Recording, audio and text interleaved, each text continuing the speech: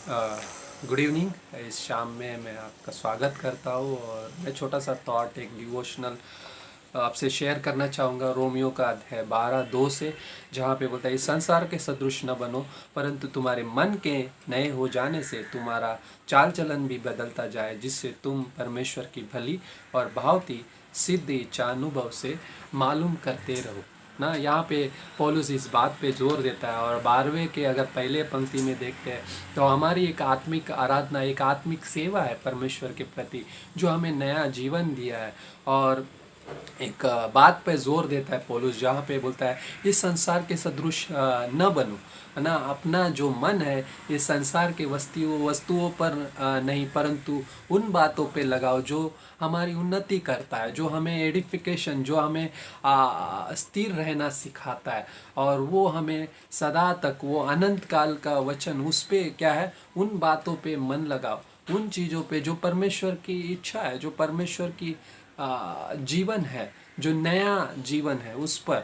सो पौलुस इस बात पे जोर देता है कि संसार के सदृश मत बनो। कई बार हम विश्वासी जीवन में कई बार उस हिसाब से जीते हैं जो मेरी इच्छा है, जो मेरी मर्जी है ना। हम मुझे क्या करना है, कैसे जीना है, किस बात के लिए, किस बात को चुनना है।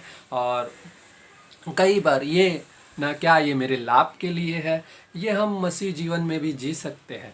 कई बार ये चीज़ें होती है क्योंकि यहाँ पे मेरी इच्छा, मेरी मर्जी शामिल होती है, ना कि परमेश्वर की।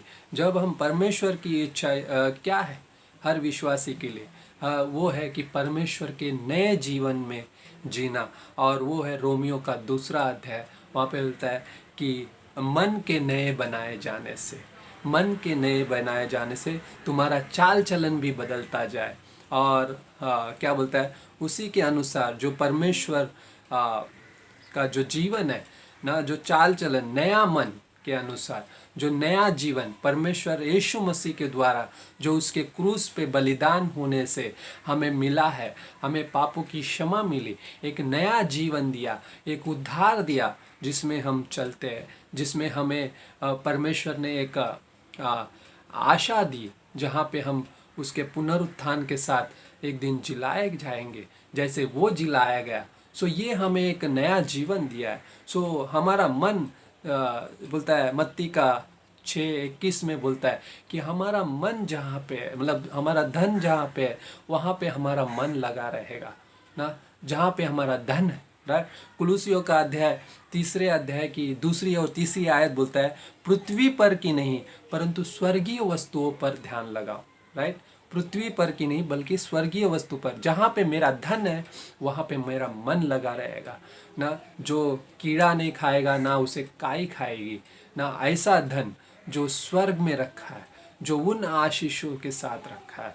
और क्योंकि तुम मर गए थे और तुम्हारा जीवन मसीह के साथ परमेश्वर ने छुपा है, राइट। कुलुसियों का 2 अध्याय की 3 पंक्ति, हमारा मसीह के साथ हमारा जीवन छुपा हुआ है क्योंकि हम मर गए थे। लेकिन क्या है, हमारा जीवन मसीह के साथ छुपा हुआ है।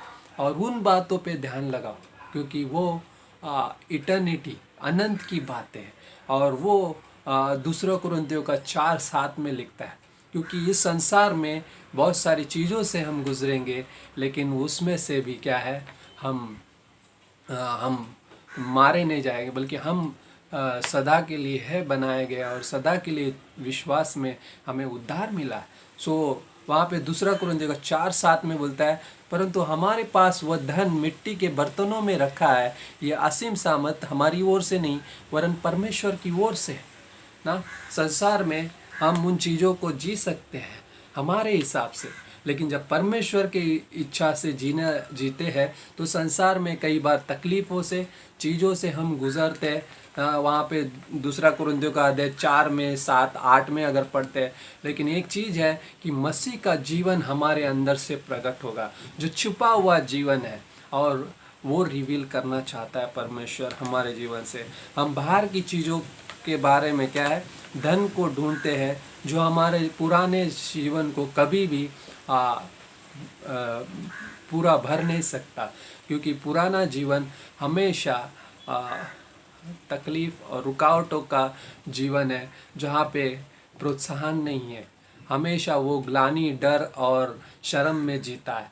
लेकिन नया जीवन हमें उन सारी चीज़ों से हटाकर एक प्रोत्साहन भरा और आशा भरा जीवन देता है, जहाँ पे हम वो क्या बोलते हैं ना, वो जीवन बाहर निकल के आता है। वहाँ पे पौलुस क्या बोलता है, मिट्टी के बर्तनों में रखा हुआ एक धन है, राइट ना, वहाँ पे जो हमारे ना क्या बोलता है ना, परंतु हमारे पास एक धन मिट्टी के बर्तनों में रखा है, राइट।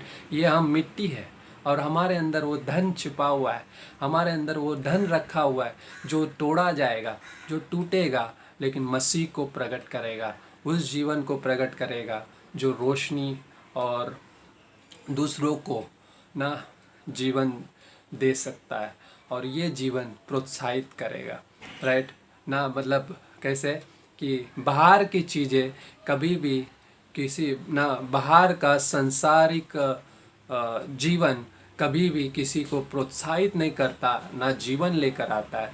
लेकिन हमारे अंदर एक मसीह का जीवन है जो परमेश्वर के वचन के साथ जब जिया जाता है तो वो हमेशा प्रोत्साहित होता है और आशा को उत्पन्न करता है और दूसरों को भी जीवन दे सकता है ना। और ये चीज़ हमारे पास दी है।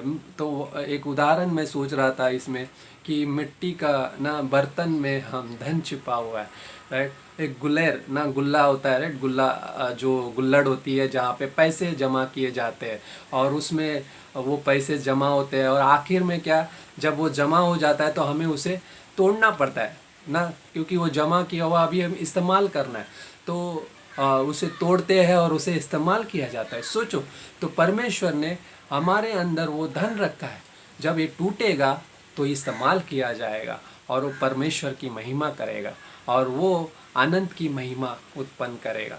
और ये चीज़ है संसार के सदृश नहीं, बल्कि मसीह के इच्छा के अनुसार, ताकि हम उस जीवन को अनुभव से मालूम करते जाए और उसमें जिए जो परमेश्वर ने दिया हुआ है।